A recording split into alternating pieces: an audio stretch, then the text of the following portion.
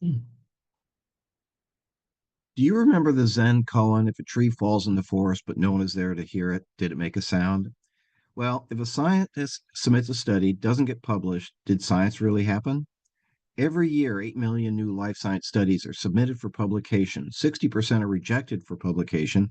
And if they're accepted in these days, that means an online publisher, then the average charge to the scientist is $2,500, which can rise to $11,000 if that paper is accepted into the crown jewel of science, the journal Nature.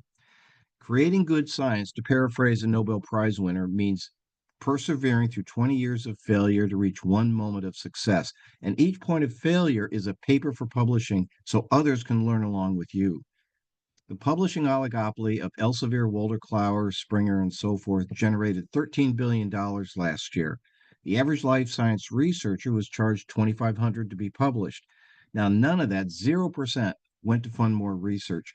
18% went to the publisher's owners, which under the current system it should.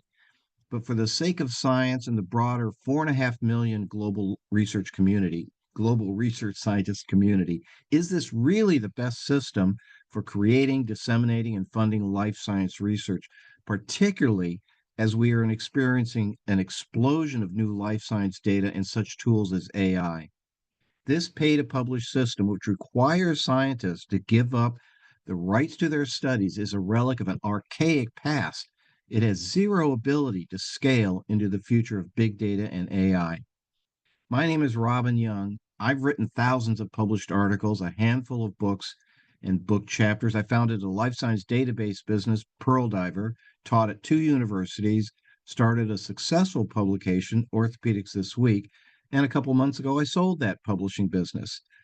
I will point out that early in the history of the music industry, artists were also forced to sign away rights and ownership in exchange for distribution. And then came Spotify and other subscription models. The time has come for a similar life science research revolution. Yes, a subscription model, but much, much more. Let me suggest a co op, a cooperative, which by law distributes its profits to its members. I'm suggesting a co op of life science researchers. Here are some of the features and benefits of co op membership. You own the co op, it's yours. A majority of the profits, 75%, go to members. It's a new source of research funding. There's no contract. Again, it's a subscription model. You have unlimited access to all of the curated databases. And I will remind you, we are in the middle of an explosion of life science data and research studies, both published and unpublished. Your rights to what you create stay with you. Your rights are yours. And you do get access to, as I pointed out earlier, multimodal research databases, which are curated and personalized based on your research interest. And there's no charge for sharing and disseminating.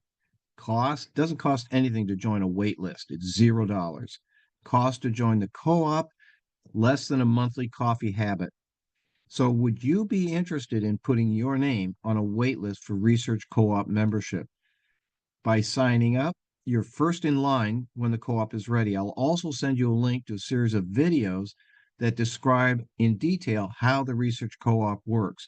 And by the way, which foundations have signed up to support the research life science research co-op? Our interests are aligned with foundations who fund life science research. If you're a researcher working at a lab or independently, if you're sick of handing over years of hard work for zero ownership or royalty, if you're looking for access to data sets you could never afford on your own, and a platform, an AI backbone platform to help you search and process them, and finally, if you are naturally collaborative and want to share and work with other dedicated researchers in your chosen field, then you are right for a co op.